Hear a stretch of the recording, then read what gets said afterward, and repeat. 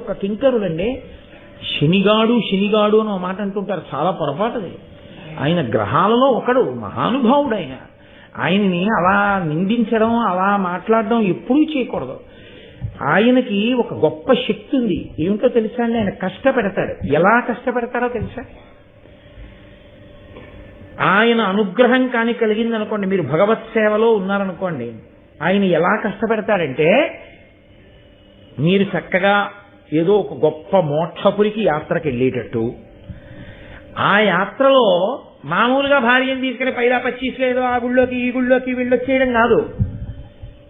యాత్రకు వెళ్ళినప్పుడే భార్యకి జ్వరం వచ్చి పడుకుంటే భగవంతుణ్ణి, మామూలుగా అయితే ఆవిడ ఎక్కడో ఉంటుంది, ఈయన ఎక్కడో ఉంటాడు, ఈయనకి పొడుగు కాళ్ళు 4 అంగలు వేసుకుని వెళ్ళిపోతుంటాడు, ఆవిడ వెనకాల ఎవరో తీసుకొస్తుంటారు, ఆవిడ వస్తూ ఉంటుంది.